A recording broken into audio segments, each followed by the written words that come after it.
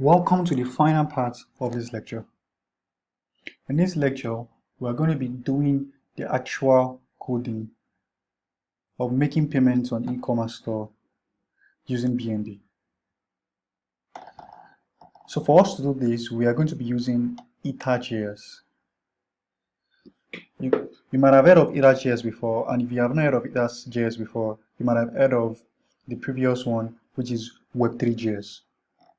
So I chose to use Ethers.js because it's a more new library, and for Ethers.js, ENS are first-class citizen, Ethereum namespace. And then I've been trying some things with Ethers.js, so I decided to use Ethers.js instead of Web3.js. And then using Ethers.js with Metamask has been very, very interesting, and I find it more convenient. So as it says in its documentation, the Ethers.js library aims to be a complete and compact library for interacting with the Ethereum blockchain and its ecosystem. It was originally designed for the use of Ethers.io and has since expanded into a more general purpose library. So here is Ethers.io. You could explore more. You could explore more on Ethers.js. You could read the documentation to get more understanding. All right.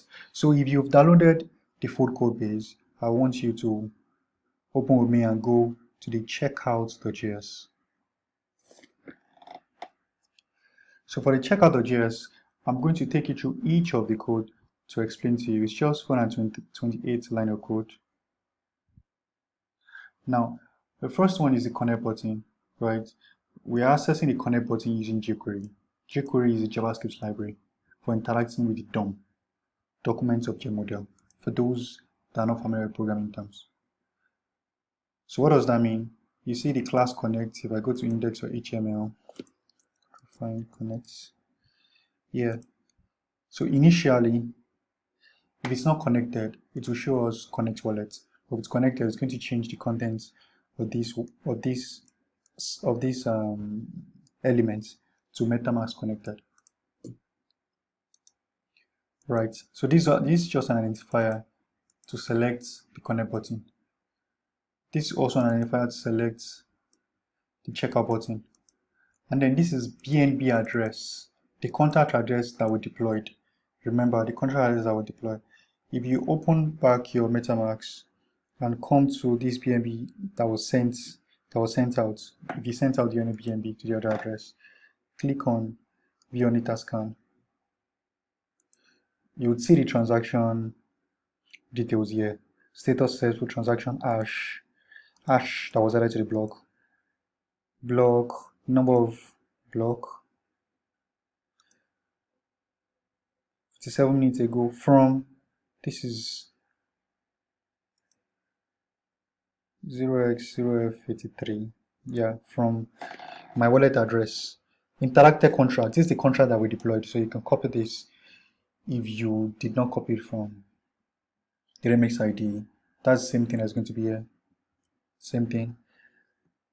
Token transferred from Ondwed, Binance token, value $0. Of course, it won't be able to read the value because we're on test network. This is the gas price we paid. If I click on this contract address, where is it? If I click on this, it shows the transaction that's happened in this contract. See, this contract declaration, this is the 100 BNB we sent. You would see as we'll make more transaction, it will update the transaction of this contract as we make more interaction. Contract creator, that's the address, my wallet address here, that's contract creator. Vendor is the address of the owner of the e-commerce website. So I will be using the address of the Metamask in my Google Chrome. So I just copied this and then pasted it there. So any payment that is made would come here. Any payments made would come here. So I could just copy and paste here. I already copied and pasted, so it's the same thing. Now we already copied the API earlier on, right? So I defined default variables here. Default account, provider, signer, chain ID, BNB contracts. And here is an event listener. Now, this window.ethereum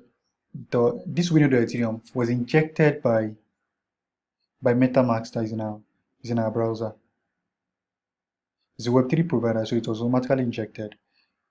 So anytime I call that, it will be available. Window.ethereum, say window.ethereum dot,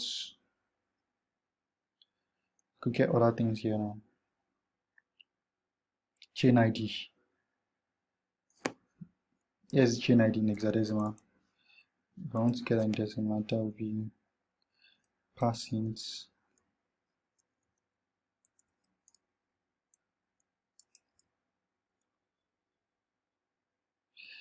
0 to 0x2a. That's a 42. So there are different chain ID depending on the network we are on. Kovan chain ID is 42. Rinkavi chain ID. Rinkavi has its own chain ID. I don't know it offhand, but you can just Google it. Chain ID. We could do Ethereum network chain ID. So you see, mainnet is one. Let's just open this. Ethereum mainnet is one. Let's find Kovan to see if we're right. So Kovan, Ethereum testnet Kovan is 42. So we're right. Conversion was fine. So that's chain ID. So anytime you have Metamask in your browser, it automatically injects Windows.Ethereum. So Windows.Ethereum will add the verse listener. If it's connected, it means that we are previously connected. I get the chain ID. We create a Web3 provider instance. We get a signer, and this is a BNB contract. We do ethers.contracts. We pass the BNB address. We pass the BNB API, and then we pass the signer to get the instance of a BNB contract. So with this BNB contract, we can interact with this BNB contract now. The way we're able to get ethers onto this is because we included, if you scroll down to HTML, we included ethers.io library, included that. We included Bootstrap, ethers.io jQuery, and that is the checkout that we're using, our checkout script. Provider.list accounts. If it's successful, we get default accounts, right? It means once we are able to get default account that we're connected to, it means that we have successfully connected to Metamask. Then we change the button, connect button to Metamask connected. I remove the class pointer and connect. So if we remove the class connect, clicking the button again does not try to reconnect to Metamask. Here is a function for connecting to Metamask. Whenever we call this function, it calls video Ethereum the request ETH request accounts. If we were successful, it performs this. If we reject or it was not successful for a reason, it alerts and console the log error.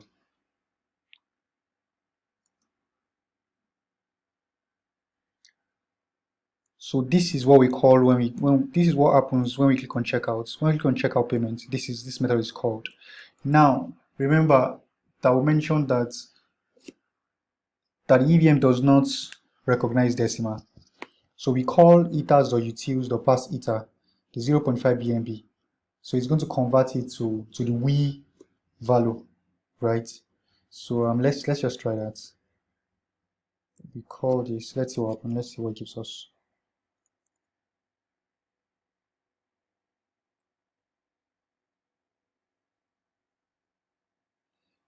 Allow pasting something with Mozilla. Chrome doesn't do that. Let's allow paste. What does it even say? Take care this allow attackers. Please type allow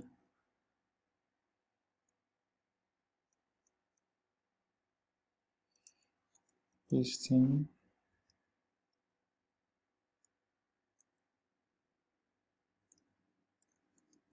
Windows editor.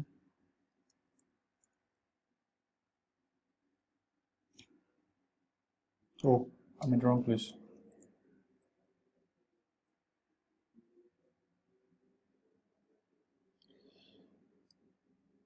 Let me try to open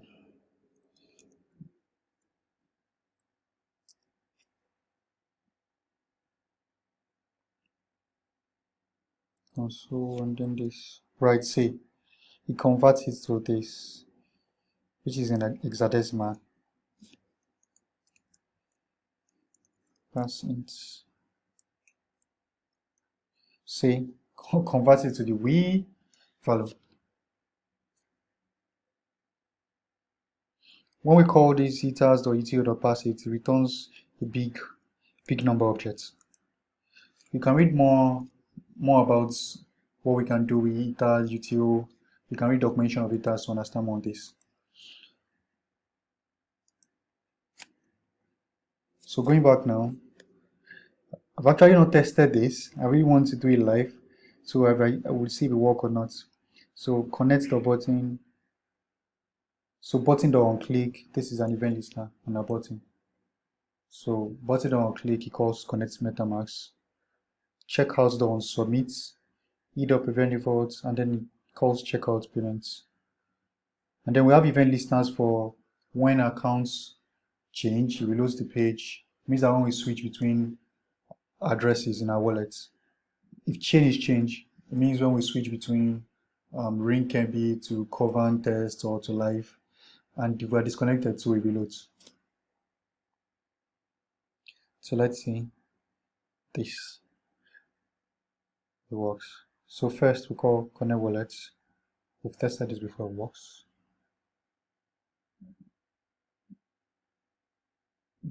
Okay, error code. Let's see, connect wallets. Connect to this wallet. Connect. Alright. Once I reload, Metamask connected. Now I click on checkouts. Oh, it works. So 0.5 BNB, you see 0.5 BNB, and then I click on confirm. It was successful.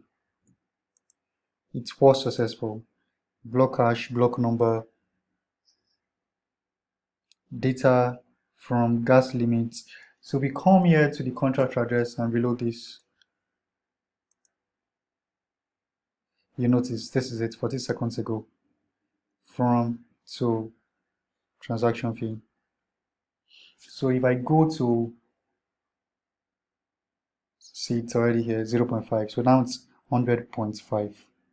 That works fine. So congratulations, you've been able to make payments on your e-commerce website using a BNB token. See you in the final conclusion lecture.